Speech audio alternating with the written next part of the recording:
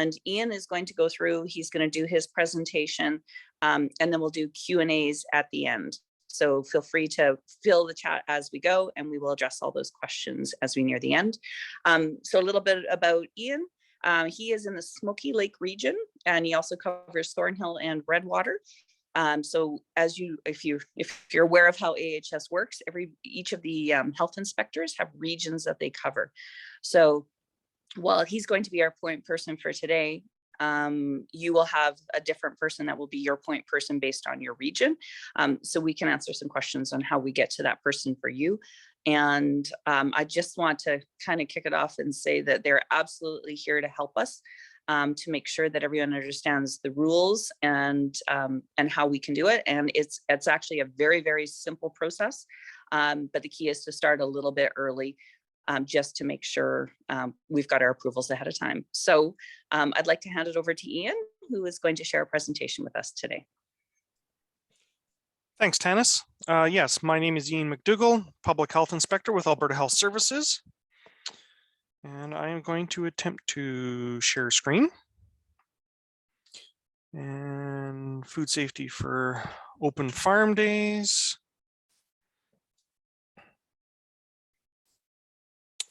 All right, can everyone see my screen? I can see we can see your screen, but you're not on presenter mode just yet. Are we presenting now? Not on my screen, it is still showing the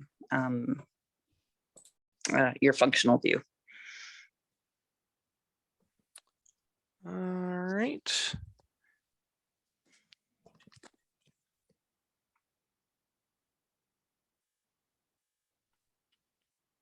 Maybe it just needs to catch up on your screen.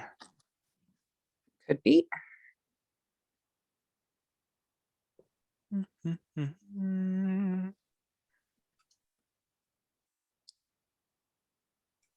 If you want to connect from beginning.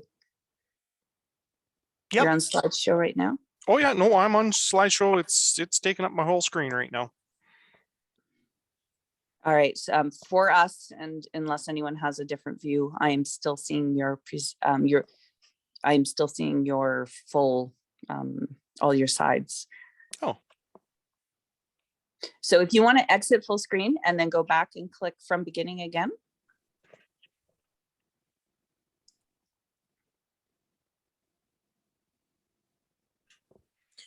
Okay. All right, we are screen sharing.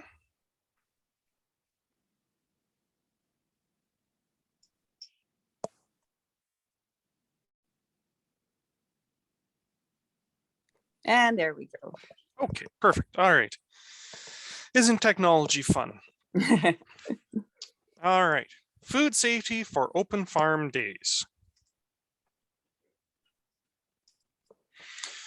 What you need to know. Yes, we will go over when you don't require a food handling permit. We'll go over some basic food safety. There is not just COVID out there, there's all the other bacteria and viruses that we've had to deal with for hundreds of years. And many of them are slightly more prevalent on a farm. In case you've been living under a rock, hand washing, hand washing, hand washing. Mom always said, wash your hands. She was right. Can I do XYZ for my customers? Yep. We'll go over that, and I'm sure everyone will have a very specific question as to what they can and cannot do for their customers. We'll go over farm gate direct sales and how they changed last year, and who to contact, which is usually going to be a health inspector. All right. When is a food handling permit required? So whenever food is being sold or served to the public, with the exception, a private event. So this can be a wedding, a funeral, a private party. If a person needs an invitation to get into the event, chances are you're not going to require your own individual permit for it. The caterer at your wedding probably has a permit, but you as the event organizer don't need one. Direct sales of prepackaged low-risk home-prepared foods. And those are the breads, fruit pies, jams, jellies, pickles. If you are at an approved community event and it's run by a nonprofit community group for fundraising purposes, then you don't need a food handling permit. There is a community organization event form to fill out, but you don't need a food handling permit. Special events that have been approved by environmental public health, which is health inspectors, which is most likely going to be the events that you are hosting. They're open to the general public, but you do have to pre-register with EPH, your local health inspector, and you're probably going to have received some sort of inspection or approval.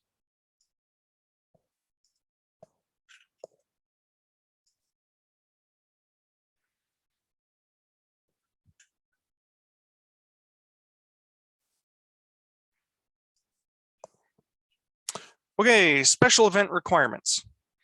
As the event organizer, please submit the event notification form at least 30 days prior to the event. The sooner that we receive the forms, the sooner we can review them. And as the farm that's hosting the event, you are the event organizer.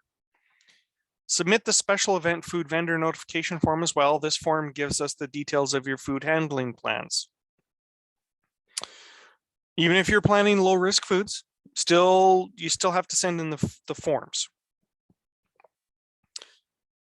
Forms can be found online at the Alberta Health Services EPH website. Click planning an event on the right hand side. The information packets detail exactly what we'll be asking about. Yes, it's a form, it's a government form. There's lots to fill out, but we often need all this information. And as long as you're still operating on the same farm, the same form can be used. You just have to update a couple of things, whatever foods that have changed, the date, that kind of a thing. So here's our website, and way down in the lower right-hand corner, planning an event.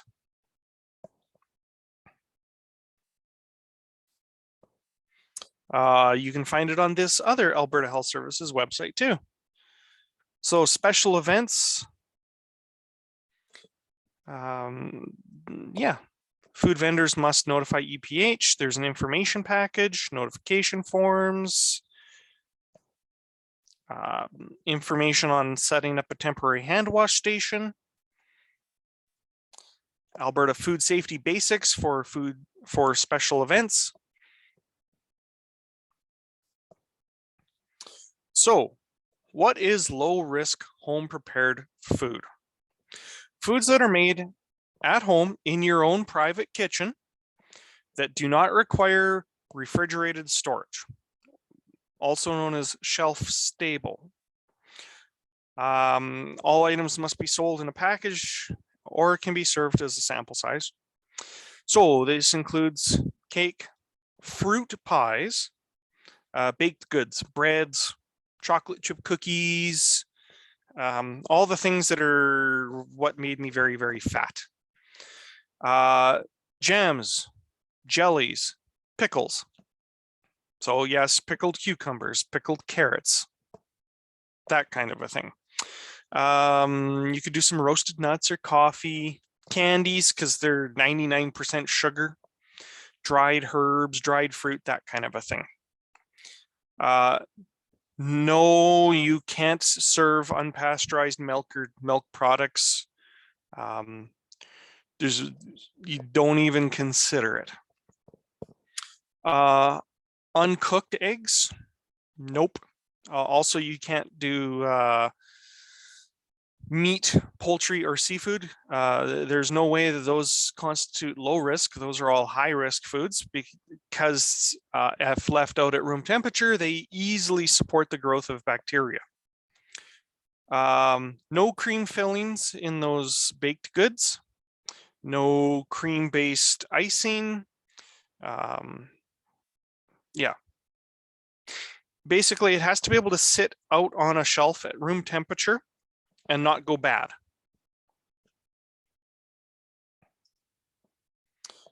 Food safety is very important. 1 in 8 people get sick each year from contaminated food. Yep. Over 11,500 hospitalizations and 240 deaths occur each year due to food-related illnesses. So this often includes Salmonella, E. coli, and Campylobacter. Campylobacter is a naturally occurring bacteria. It can be transmitted through food. With all 3 of these bacteria, you have to eat them. They have to go in your mouth, and you swallow them, and then they get to work and they make you sick. They will cause gastrointestinal symptoms, such as diarrhea, vomiting, and abdominal pain.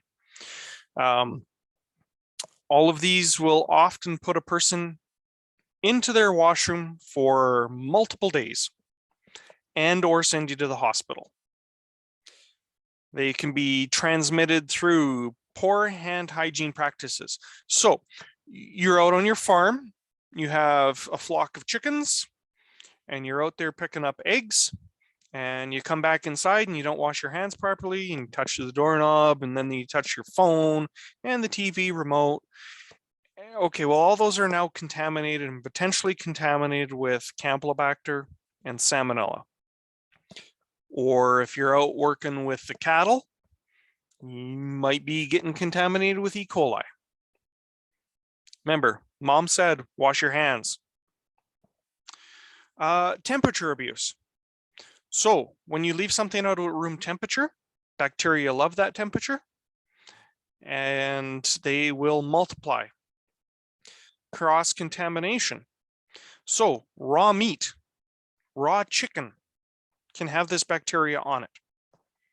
It'll be in low doses until it's touched the countertop and the knife and your hands that touch the sink faucet. And now it's all contaminated with a little bit of bacteria. And 2 hours later at room temperature, it's a lot of bacteria. Also, if you are sick, don't prepare food, don't host an event. You can spread these, all 3 of these bacteria can be transmitted from person to person by a person having symptoms like diarrhea and not washing their hands properly and then touching somebody else's food. These bacteria are not spread by coughing. They're spread by somebody having it, not using a washroom, not washing their hands properly, or touching contaminated surfaces and not washing their hands properly.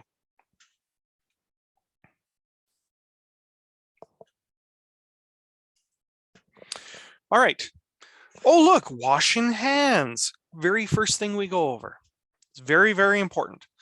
Wash hands thoroughly and frequently with hot, soapy water. Dry them with a paper towel, especially after using the washroom before handling any food. Avoid habits that contaminate food or food preparation areas. So once your hands are washed and you're handling food for, well, yourself, your family, other people, don't lick your fingers, don't bite your fingernails, don't smoke, don't wear your apron outside to check on the cattle, don't wear your apron into the washroom. Yeah. Prepare food only if you're feeling well. If you're not feeling well, phone somebody else, they'll have to take over. Keep raw meat away from ready to eat foods like lettuce, fruit, and bread. So in your fridge, always store raw meat at the bottom. If it drips or something spills, yeah, I know you put it in a really nice stainless steel container with a lid on it. Accidents happen, things spill. You're not going to cook lettuce. And the toaster isn't going to cook the bread enough to kill this bacteria. And now, even though you handled the meat properly, it dripped onto the lettuce and now the salad's contaminated. Never place cooked food on the same plate or cutting board. Don't use the same tongs and knife and fork that you used on the raw meat for the cooked meat.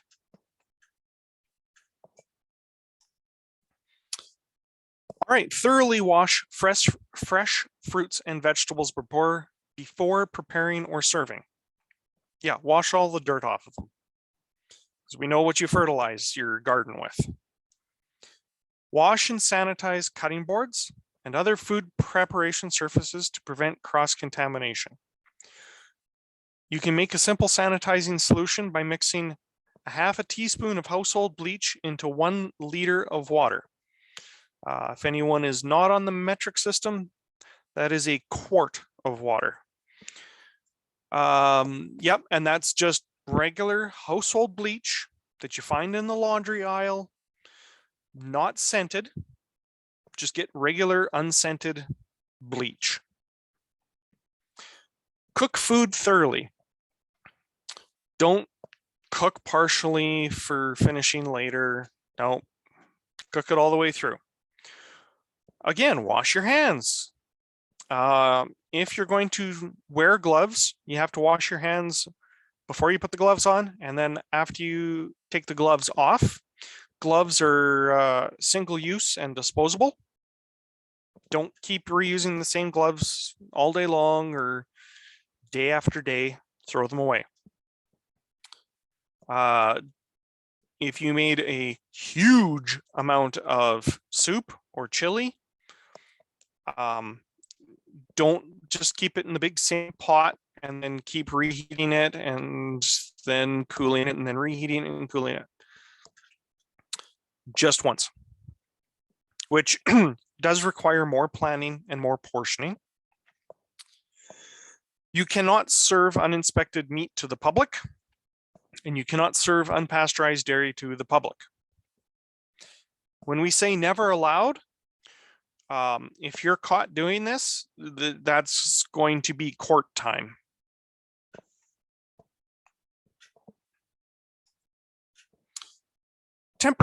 Temperature control is also very important. So cook food to 74 degrees Celsius. Get a probe thermometer. They are not expensive. Some of them are digital. This allows you to check the internal temperature of meat, poultry, and casseroles. Insert the probe next to the thickest part of the meat near a bone.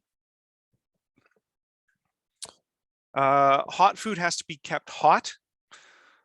So at least 60 degrees Celsius, which you can measure with that probe thermometer.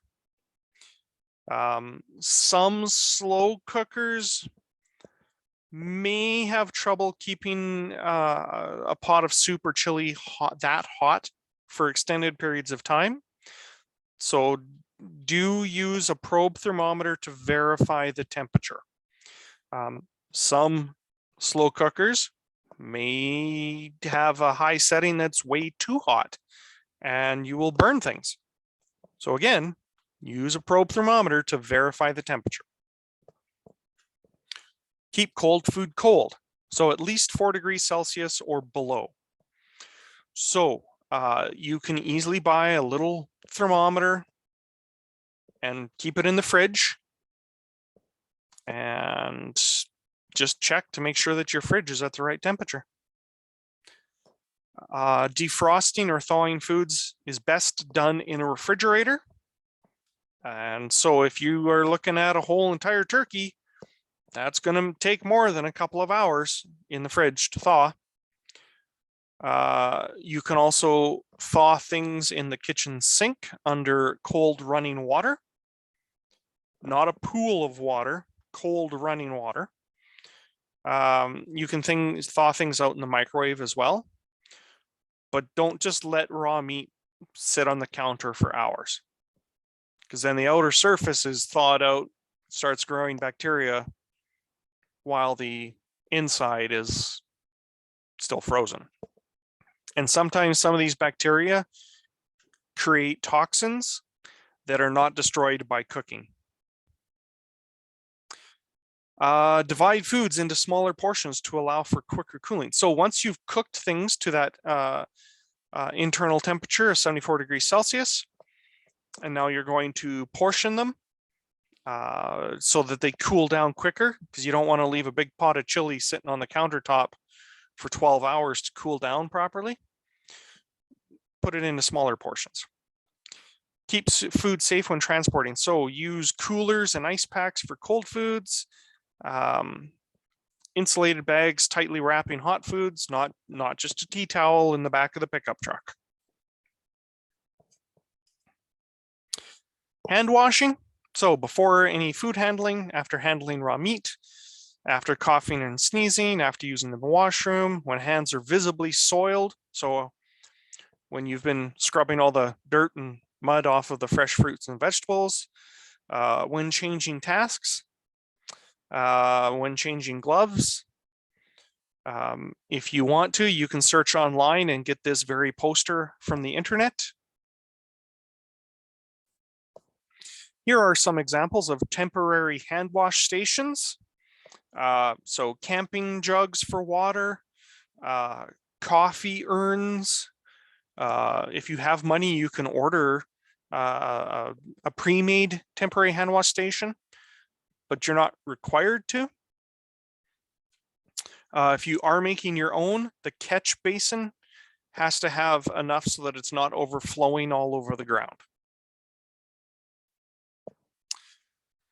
So can you make and sell pork sausages? And set up your own barbecue and sell them as ready to eat for open farm days? Is the meat inspected? Where are the sausages made? Because those are high risk foods. Where are you going to set up, and how will you wash your hands? You're going to need to discuss that all with your local inspector. You make fruit pies from your own berries. Can I serve and sell these?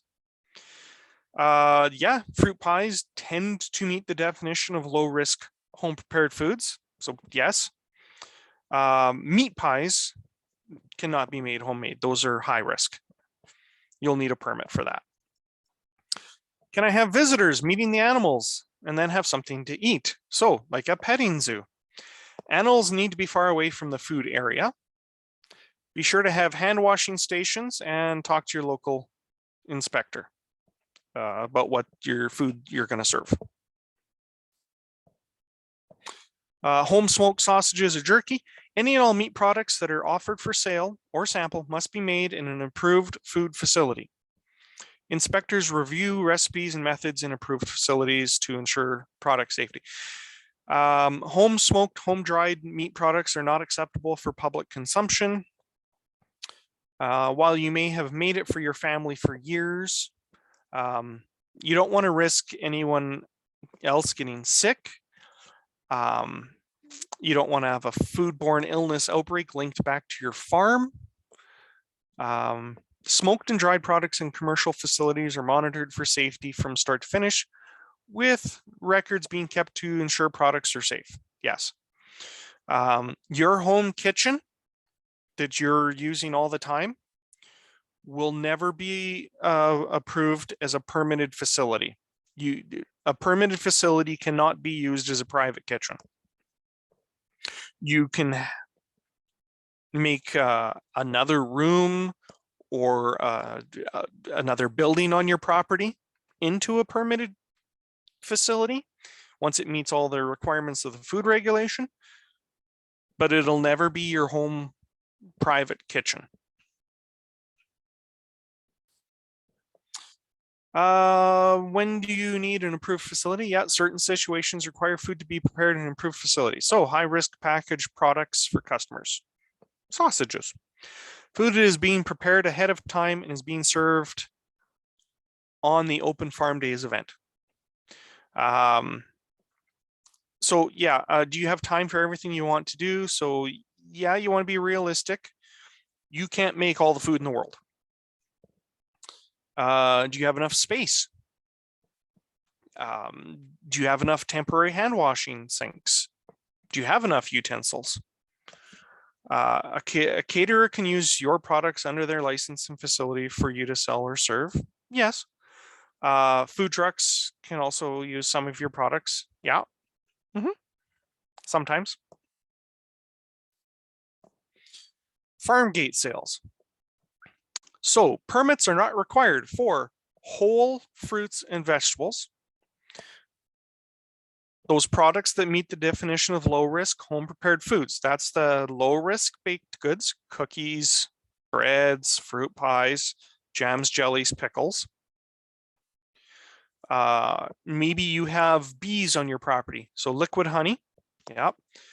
And farm eggs that are sold directly to the consumer.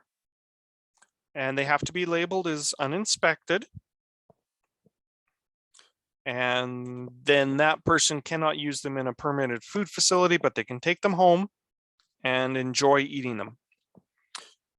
Permits are needed for inspected meats. So if you're going to do frozen meat sales from your home, you need a food handling permit and a large freezer.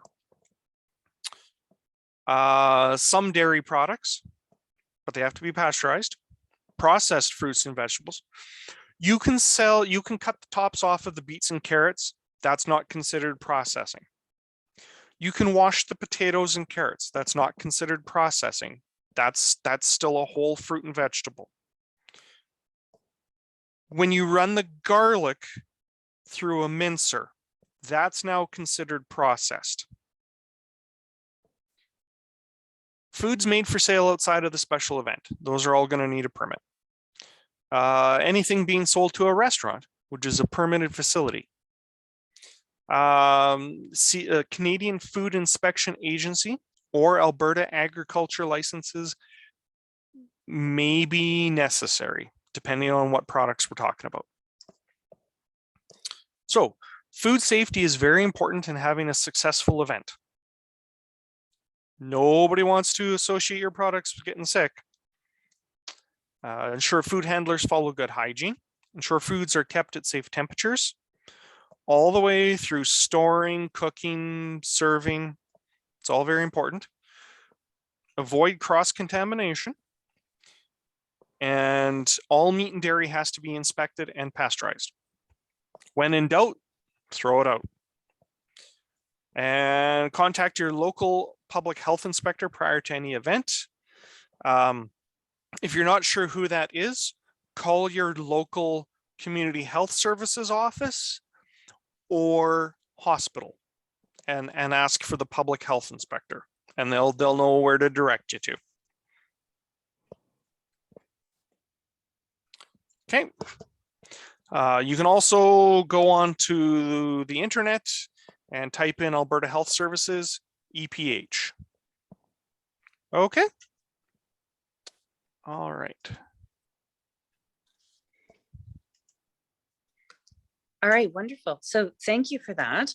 And based on some of the questions and stuff that I've had from some of the farms, I was hoping to just run a couple of scenarios past you. So we have a lot of farms that do want to barbecue. They have their own inspected meats and they would like to barbecue. So when you're looking at an inspected facility to make the patties, if they're not done already by their butcher, what are the best opportunities for them to access a space to make those themselves? So looking for a permitted facility to use, your local, there's lots of local community halls, and they are often not being used, especially Mondays through Fridays during the day. Talk to your local community hall and see if you can get in there to get some time in their permitted kitchen. Yeah. So, and I think that's just such an easy solution for so many is you can take your inspected meats and you can go there. And then you'll have that opportunity to have your own food on your farm. And it's done in a fairly simple manner. But it's making sure that there's no cross-contamination from anything that might be happening in your kitchen. Now, Ian, I know for a lot of the farms, they kind of think, okay, my kitchen at home is spotless. I go to the community kitchen. It almost seems silly because all I'm doing is putting this together. So can you just explain a little bit that process and why it's important? Okay, so using a community kitchen versus using your private kitchen, that yes, you clean, wash, disinfect. Yes, legally, I can't enter your private kitchen. Sure, you can say, well, I'll invite you in, but yet no. Under the Public Health Act, legally, we are not, your private kitchen is not liable to inspection. The community hall that is a permitted facility is a public kitchen, and I can enter that kitchen whenever I choose to during normal hours. Obviously, I do need somebody to open the door, but it is liable to inspection. I guess in a broad sense, yes, that's why. Then I can verify its cleanliness. I can verify the surfaces. I can verify the sanitizer solution. I can verify compliance with the food regulation. Right. Wonderful. Yes. Okay, thank you. So another question we have, can you serve jerky that have been made at an inspected facility? Yes, if it's been made at a permitted facility in consultation with a public health inspector, then yes. Yeah. So any of those items that are packaged and prepared at a facility that's inspected, there's no issues with selling those. So those almost start to fall into those categories of, say, a chips and nuts and whole fruit, correct? Purchased, packaged, and they're shelf stable. Yes. Okay. Wonderful. Now, but the difference is, of course, is you can't make your own at home and sell it. And it is almost the same as saying you can't make your own chili at your house and sell it, but you could do it at an inspected facility, because that's ensuring, again, at our homes, perhaps we might not be using that same bleach solution for cleaning and those sorts of things. So it's sort of just making sure that those health numbers are there. And I think it's probably important to say that a lot of times when we're talking about public events where we're selling food, there becomes that risk of, there might be hundreds or thousands of people coming to your event as opposed to your 4 family members or 5 family members you're cooking for. So it's really, it's safeguarding the public to say, if we're cooking en masse, we're just ensuring that it's safe. Right. Yes. And do keep in mind that the food regulation isn't necessarily designed to be protecting everyone. It's designed to be protecting people that are at high risk. So yes, you and your family, and you work on a farm, and everyone is super healthy. Nobody's got any health conditions. Everyone's in the prime of their life. But when you're talking an event, now you have elderly people coming to your event. You have pregnant women coming to your event. You have somebody who has health conditions that they don't have an immune system, and they are still coming to an event. Or at least you have to assume that, because you don't know. That's why there's all these safeguards built into the food regulation. And that's one of the reasons that we don't want people making food in their own kitchen, where sure, you're clean most of the time, but you do also have a cat, and sometimes it wanders through the kitchen. And we don't know that. Yeah. So really the security is almost for everyone too. If you know that your food has been prepared at a safe facility, then that's good for the farm as well. Yes. Now, so a lot of farms do have meats and things like that that are sent off to butchers for processing. Is there some sort of verification anyone should be asking for to prove that it is inspected? Yes. So inspected meat, the large portions, so we're talking like a half of a beef or quarter of a beef, the actual meat will be stamped with an Alberta Agriculture or CFIA stamp to show that it is inspected. Smaller cuts of meats, roasts, steaks, things that are put into a box or a plastic bag or some sort of packaging, the packaging will be stamped with either Alberta Agriculture or CFIA stamp. There should also be receipts. And so if you are handling frozen meat sales from your property, you will have a food handling permit, and do keep your records that yes, your animals were at an approved slaughter facility and butcher, and because it won't be on each individual steak necessarily, but do keep all of your paperwork to show that. Okay. Now, if I hire a caterer or a food truck or somebody else to come out to my farm, what is my responsibility to make sure they have, I make the assumption they have the right permits, but how do I know? Yes. So one of the things with a food handling permit is it does need to be displayed for the public. So when you're hiring a caterer or a food truck, you can ask to see their food handling permit. And it will show their name, their home base of operations, physical address, and it'll show some of their restrictions, if they have any. And it will also have an expiry date on it as well. Okay, wonderful. And if I put all of that information on my form, so I fill out my form and I say, I'm bringing out this caterer, at that point does AHS, when they verify and approve my event, do they check the licenses of the people that I have hired, if you will, to come out to my event? Yes, on your application form, the local inspector will likely check to make sure that that is a permitted caterer and or permitted food truck or mobile vending unit of some form. Yes. Okay. And we know that a lot of our farms last year put in their permits, which is great. It's a 30-day window and we can make changes up until 2 weeks before our event.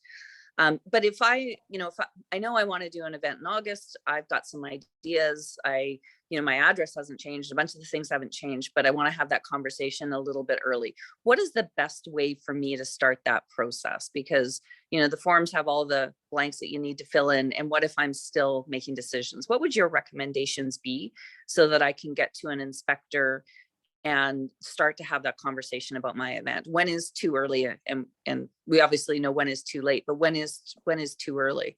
Like if I knew I wanted to do it now for August, could I start that conversation? Oh, yes. Yeah, we do work in the government and sometimes we do get bogged down with things. So starting early is not a problem. Your local health inspector can help you with the form. So if you have questions, what do you put in the form? Maybe you have a very specific special case for whatever reason. And yeah, just reach out to your local health inspector. It's never too early, and discuss things with them. Okay. And because there's a lot of blank spots in those forms.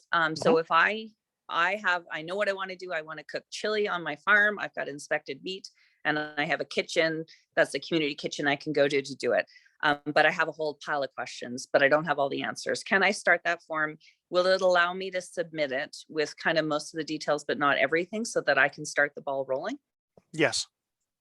And that's Yep. okay to leave some gaps. And then Oh, somebody, yeah. whoever is if I don't know who my health inspector is, then my health inspector will then get in touch with me and say, hey, I'm your guy.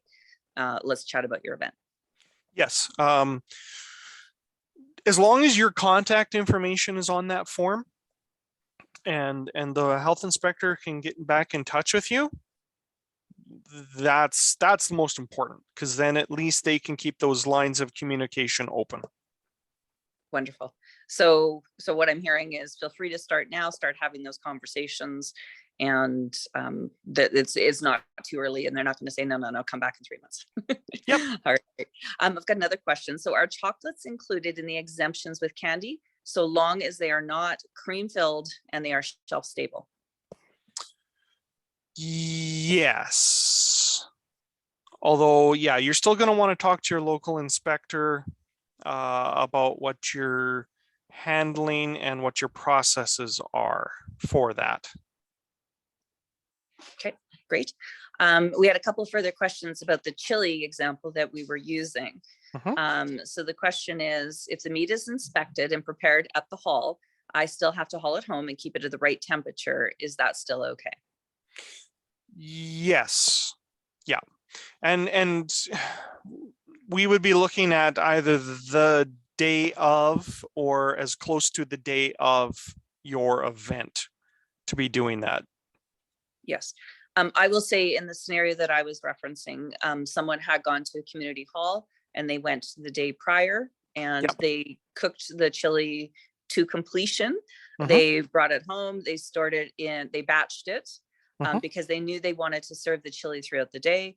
They batched it, they put it into their fridge, and then they had a crock pot where they kept it at the internal temperature, and they brought in their batches, and that allowed them to make sure that they weren't keeping everything in a hot temperature all day, not knowing how much they would sell.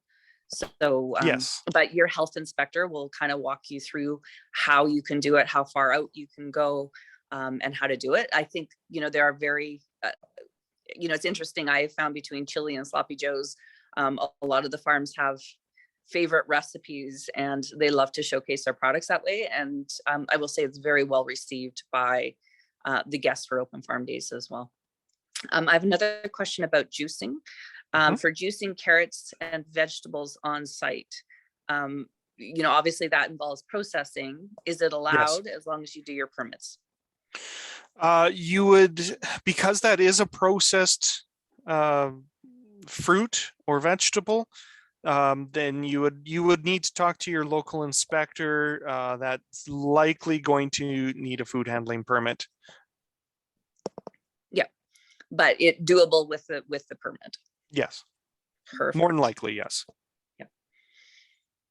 All right. I think that brings us to the end of the questions. The one thing, and thank you so much, Ian, for your time. We really appreciate you walking us through it. And I know everyone doesn't like to hear about all the foodborne illness and all that sort of stuff, but what we like to do is just say, hey, you know what, here's the reasons, here's the risks. And, but there's also a way to reduce all those risks and following the process. We know that your kitchens are clean, but I will say for myself, I don't use a bleach solution in my own kitchen.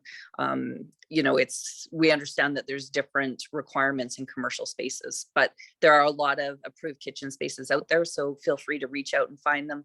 And a lot of times for kitchen rentals, your community months might be free. They might be as low as $35 for an hour or for a 4-hour block. So the costs are usually very low.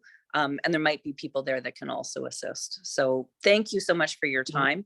For everyone here, we will be sending out this presentation along with the video to everyone, and we have a 1-pager with links. So we will be sending that out. But I just encourage you to start that conversation early. The ones that have connected with their health inspectors early have been very happy with the process and find it very easy. And as Ian mentioned, once you do this once, your details and everything else on your form, you can resubmit the same thing every year. It simplifies it, so you do it once and you just make small modifications, update it and send it back in. So it's not a monumental task, but there are a lot of blanks. All right. Well, thank everyone for joining. We have, as I mentioned, we've got a training session each month. So we look forward to seeing you for the next ones. And if you've got any questions, feel free to reach out. And my contact information, along with Tanis McNabb and Nicola, will be at the one pager that we circulate. So feel free to reach out to us with any questions or comments or anything else that you would like to see. All right. Well, thank you, everyone. And thank you, Ian, and happy planning. Thank you. All right. Bye-bye. Thanks, everyone.